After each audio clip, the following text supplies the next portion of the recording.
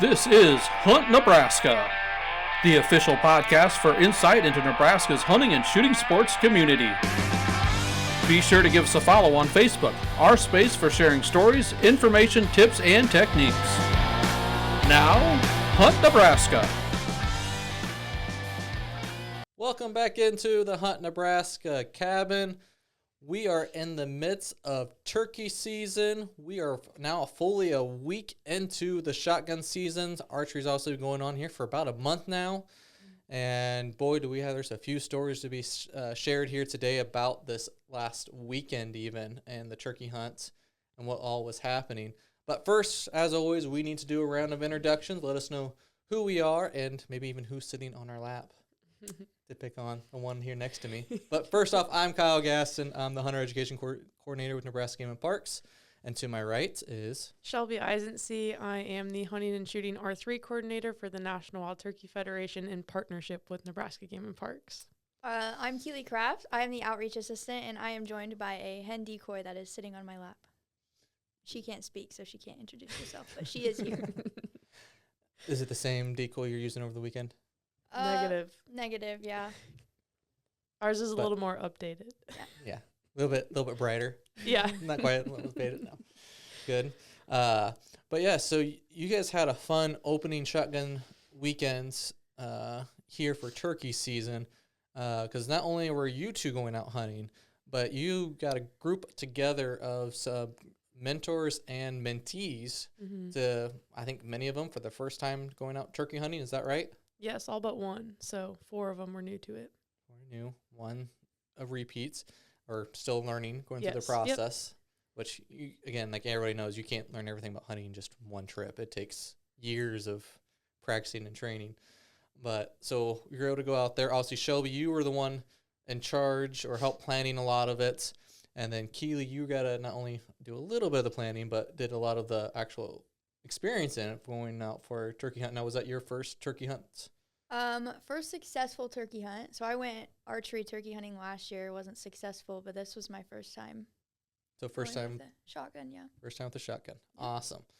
Well, Shelby, before we go into Keelie's story, because we want to hear about the successful turkey hunter, we got to first learn a little bit what all happened that weekend. So like I said, you brought in, now we've been, if I remember right, 10 ladies, mentors and mentees, all together for a weekend fun hunt. So how did that come together? Well, it was kind of getting planned last year, and it fell through the cracks. So then this upcoming year, I was like, I want to kind of take the lead on it. And I went and visited the landowner a few times. We talked about what we could do there and what would be available, and he was totally open to having an event on his private property, which was great. You got to love private property access. That makes him feel safe. But then we ended up doing an application process, getting it out, picking 5 ladies and then 5 mentors, which are all females as well. So they had a one-on-one mentor, and it was just a great experience overall. We went in on Friday. Some of us went out to roost birds Friday night, which, it's getting later at night. Yes. So it was whoever was available. We went through the different process of, like, what is turkey identification, biology, calling, blind setup, decoys. We went through the whole process before they went out on that opening morning on Saturday. We had the property covered, let's say that. We had like all the corners figured out, and then in the middle we had someone as well in the ravine. There's lots of birds gobbling. It was a beautiful morning, and no one was successful that morning. No one got a shot off, but there's definitely birds around. That afternoon on Saturday, someone did get to shoot, but they didn't connect with the bird, which is no biggie. That was her first time ever shooting at anything living. So that was an experience for her. To go through, and she already texted me of like, what decoys do I need? I want to go out on my own after this event. And then the next day we had roosted birds, and we were like, okay, we need to get these birds. Someone needs to get a bird. They're on the property. So there's 3 of us groups that kind of triangulated around where the roost was, and then I'll let Keelie take away the morning if she wants to. So I'd like to preface this story by the night before, I was laying in my bed, and Shelby comes knocking on my door. She's like, hey, Keelie, I want to run through tomorrow's plans with you. And I'm like, sure, okay. Had no glasses on, nothing. So she's showing me stuff on her little Onyx app, and she's like, this is where we're going to be, whatever. And I'm like, oh, okay, looks great.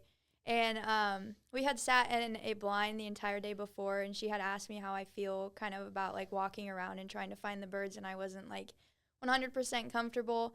And then that night she asked me if I was okay with it, and I was like, you know what, let's do it. So that morning we went out and sat pretty close to where we roosted the birds a couple nights prior.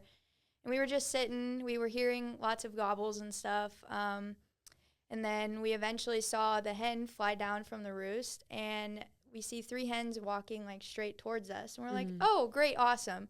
Shelby's like, okay, it's 3 hens, but that doesn't mean they're not going to have their toms right behind them. And we kind of waited a second. We look to our right, and there's 2 toms full strut coming right at us. And we're like, okay, great. 30 minutes in, this is our shot. And Shelby was calling, and we couldn't get them to come in close enough. They were about 10 to 15 yards outside of our range. So that was a little frustrating. And then eventually Shelby's like, so let's get up and, go, because they went over the hill. And we're like, okay, let's go up over that hill and kind of see where they went. So we get up and start walking, and we're kind of crawling up to this hilltop, and we see the toms. They're strutting around, and Shelby's calling, and they want nothing to do with us at all. So we just kind of sat up against this fence for a little bit, and like I said, they wanted nothing to do with us at all. So So you're saying Shelby needs to work on her calls? No, I'm just kidding. They definitely were gobbling towards us. Just as a precursor, we didn't have any decoys because everyone had left to go to their blinds, and obviously ours was in the very back corner, a half mile away, and we were picking a different spot the next morning. Well, all the blinds were in, or the decoys were in a locked truck. So I was like, well, we're going to do this without a decoy. That definitely changed things a little bit, yeah. Me, no decoys, 3 hens. Yeah. Let's weigh the options as a tom. I make that as a jest, as knowing that I've heard her call it. I know she can call just fine. Hey, I got better than me. I got footage. Yeah. Proves I can call. I happily let Shelby do the calling during our hunt, because I was like, I am not. And I do mouth calls. That's kind of my thing. Yeah. So that definitely helped, having someone that has a lot of experience calling and success calling, because I do not. So, yeah, we just kind of sat up against this fence and called for a while, and they ended up going on to the neighboring property. We kind of heard them gobbling their way away, which was frustrating, but we just kind of sat there for a little bit. And so we're sitting on the edge of this fence, and In the open. In the open, no, not much cover at all, like 3-inch grass right in front of us. So yeah, we were pretty out there, and so we're just kind of sitting there, not really expecting anything to come back towards us. But then we look over, and I'm gonna let Shelby talk about this part, because I didn't see these birds at all until they were like 30 yards right in front of us. So you kind of tell them what you saw. Well, those birds, the birds had left. I had maybe a small branch of cedar to my left, and that would have covered me up a little bit. We definitely should have switched spots, but they were looking right at us, so that wasn't going to happen. But I was looking, I was like, oh, there's a turkey out there, and it looked like a hen, except the hen had a beard. So it was a he-she-ish, and I just called at her, and she kind of perked up and then started feeding right towards us. I was like, oh, worst case scenario, I have her walk in front of us, and we have a cool view. And then all of a sudden I looked to the left with my rangefinder, and there's a white and blue head, and I was like, that's a shootable bird. That's a male bird. And then they both just V-lined it right at us.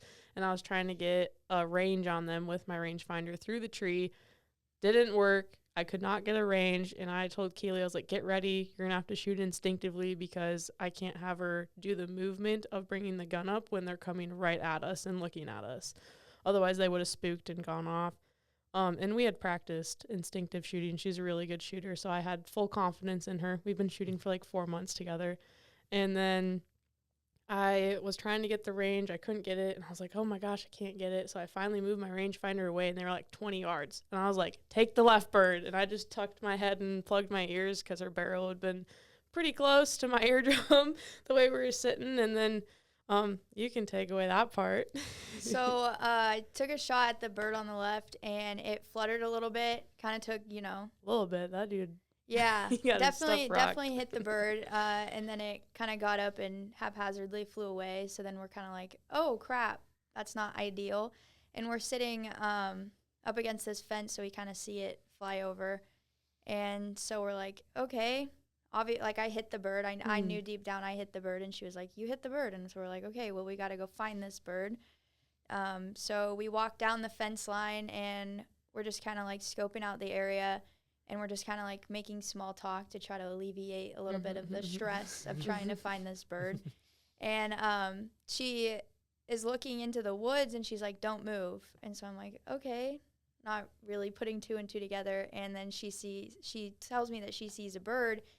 And at that point, she was like 85% sure that this was my bird, because it wasn't really like making a huge effort to like run away. So eventually, because it flew on to the other property, we had to call the landowner and double check with him that it was okay to go over there. And so we walked like 50 yards down the fence line to try to wrap back from behind the bird so it would flush back onto the property that we were hunting at, not deeper into someone else's property. And so eventually we're just kind of walking, and at this point, Shelby had seen the bird. I still had no idea where the bird was, because where I was standing when she first spotted it, couldn't see the bird at all. So I'm like, maybe she's just streaming things. She's running off 6 hours of sleep. I'm like, I have not seen this bird, have yet to see this bird. And so she has me get in front of her, obviously, because when I need to shoot, I don't want her in front of me. So she's kind of like quietly guiding me through these woods. And I'm like, okay, I trust you. Like, lead me to this bird. And then eventually we're walking, go around a corner, and she sees this redhead pop up. And I see this redhead pop up. And she's like, take the shot. And so I pulled my gun up and took the shot. And there he was. Yep. Did the thing. Got it done. Got it done. Awesome. And what was your relief when you saw the bird go down? It was huge. I mean, obviously I was a little stressed out because my original shot wasn't enough to take it out the first time. So once I saw it go down, it was a huge relief. And I just turned around, biggest smile on my face, and we high-fived. Yes. And she was like, good job, good job. And I was like, and then I pulled out my mobile app and went to do the telecheck. Nice. Yep. Good. And so at that point, you have been out hunting all weekend. So what, all day Saturday, and then what, half a day or more on Sunday? Yep. Yeah. So you were probably out in the woods there for at least 12 hours? Yeah. It's pretty quick. Just want to say that. Yeah. Sunday morning it went pretty quick, but Saturday we heard birds all day, didn't see anything. So we played tic-tac-toe in the blind. Yeah. Yep, we have a picture of that. We might be showing a picture, you guys, on the black edge of the blind, you two going against each other in tic-tac-toe.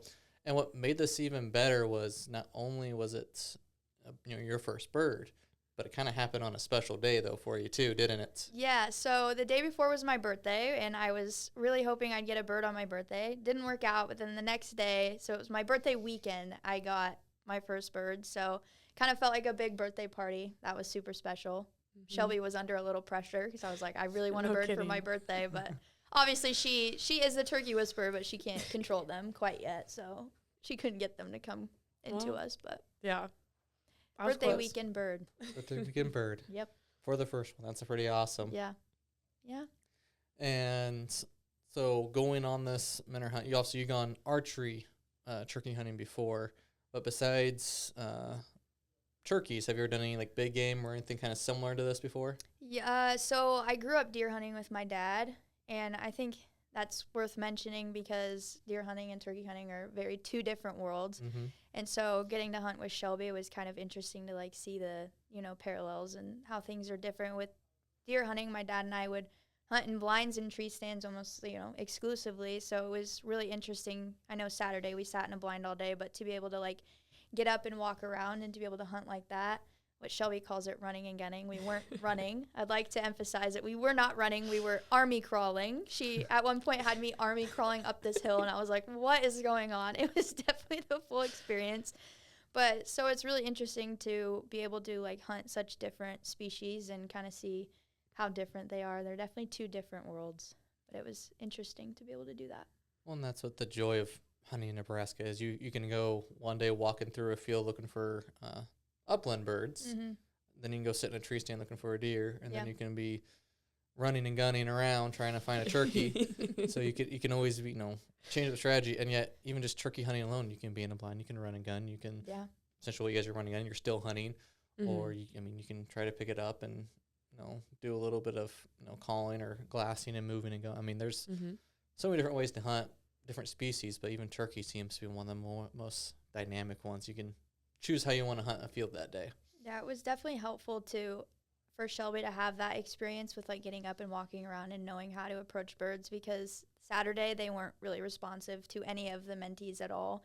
Like we couldn't get them to come in close enough. So to be able to have her with that experience and to be able to comfortably go out and use that method was super helpful, obviously, because we probably wouldn't have able to get a shot off at that bird if we were just sitting in a blind like Saturday. So thank you for that. There's a bunch of different techniques you can use with turkey, and I think Nebraska is very similar to South Dakota, where I lived before, of the open country vibe, but you still have those wooded areas here and there. So you can sit in a blind, but if those birds don't want to go near that blind, well, then you just got to move to where the birds want to go. Exactly. And there's other times, too, where if you know where the birds are going, you don't need to call. You don't need a blind. Nope. Just sit there. That was one of the last turkeys I got. It was a late winter hunt, and it was one of those options of it's turkey season and deer season going on right now. And I'm like, I get out the vehicle to go walk to my spot for deer hunting. I'm like, and I start hearing all these turkeys call. I'm like, nope, switch guns, grab out the turkey permit instead. We're going turkey hunting. Exactly. So. And that's a harder time to hunt in the fall. They're grouped up in their bigger flocks, where the spring, I know it's getting into breeding season now. I'm seeing birds splitting up, and they're starting to do their pecking order or dominance order. So I'm starting to see that happen. It should be exciting here in the next couple weeks. Oh, yes. Now, I do have to ask a question, and it goes kind of for both of you on, I'll pick on Shelby first. What's the biggest thing you learned mentoring Keelie this time around? Oh, goodness. I feel like we should start with Keelie. Biggest thing I learned mentoring Keelie. Because there's a difference between being a mentee and a mentor, that you're still going to learn something doing it. You can ask any instructor when they teach a class, they still learn something from the students. So I figured there had to be something you learned throughout that time there. It's funny because the day before, a participant, not Keelie, obviously, on Saturday, there was one that had shot twice and missed. And Keelie had asked me, like, how do you handle that situation? And I tried to explain, you may do this or that. It's very, dependable on how the person's reacting to that situation.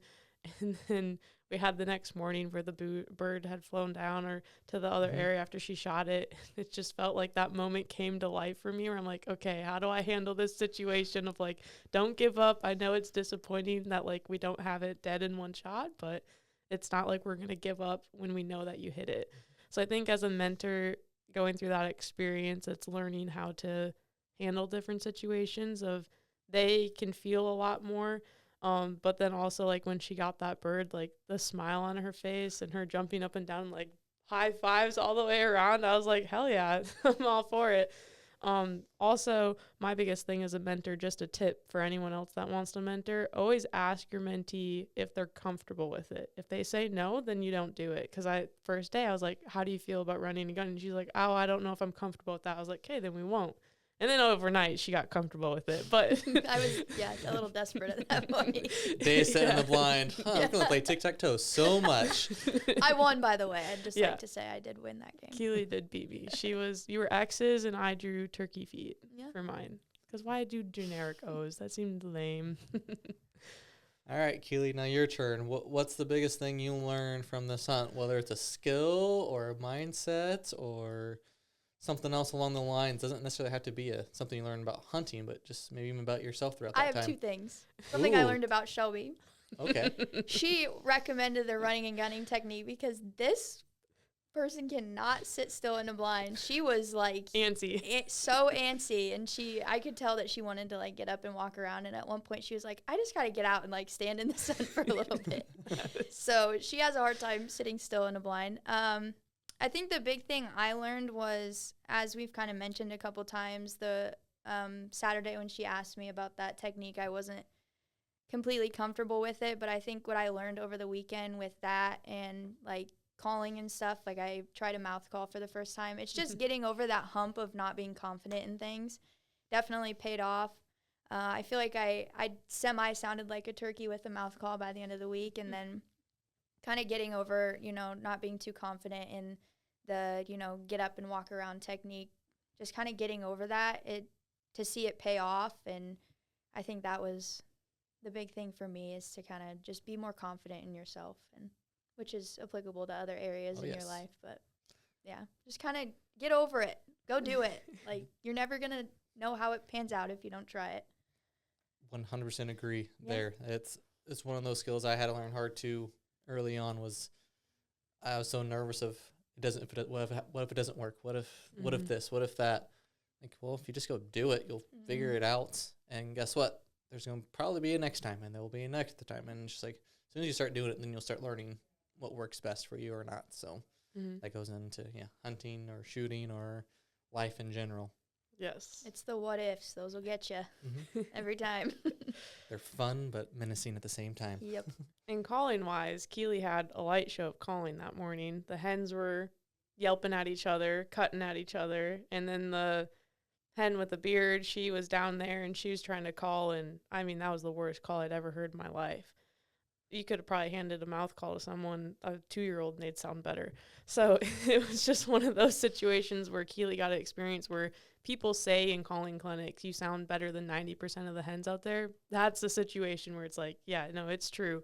As long as you're trying to call and you're close, the birds don't care. It's their time of season where they just are like, yep, you sound close enough. I'm ready. On my way. Those crazy hormones in boys. All right.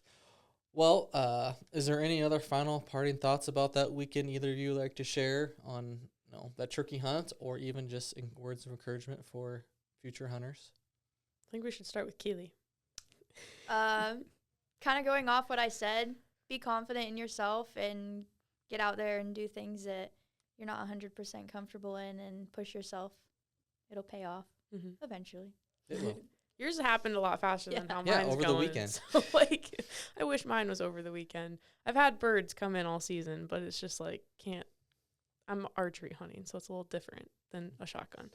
I guess for me, the biggest thing is, if you have someone that's interested in turkey hunting or just doesn't have that confidence or they had a bad experience, take them out there and remember that you're their mentor and they look up to you. So, don't put as much pressure on yourself as a mentor. Just do what you do every other day, and they're going to think you're the most amazing person in the world, giving them that experience and skill set. So, I handed calls to Keelie, and I was teaching her how to call in the blind when, we playing tic-tac-toe or whatever, and we're trying different techniques, and I'm explaining the techniques, or I set up the decoys, and then I ask her, why do you think I set the decoys up like that? So it's always a learning experience for people, but just take them out there with you to get that experience. Awesome. And like I said, just getting out there, having fun, that's all. That's the name of the game. Success is always great on top of it, but it's better when you get to share it with someone else. Yes. Thank you, Shelby. I would like to say thank you for giving me that experience. Keelie 2.0 story coming in May. Yeah. all right. You heard it here first. No. No pressure. No pressure. Now it has to happen. We spoke it into the universe. Now let's make it true. Just going for a Tom this time, so. Awesome. Well, great story. Great job over the weekend. I've heard great reports. Many of the new hunters there, the mentees, are going out buying decoys and lining up new locations and all excited to get out. So it sounded like that weekend overall was a success for just experience, everybody involved, and getting people outdoors.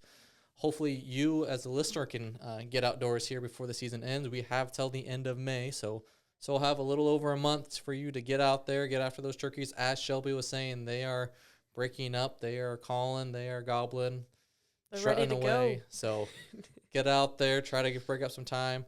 Hopefully the weather stays nice so we can all be able to enjoy that. So, but until next time, enjoy your time outdoors, and we'll see you outdoors.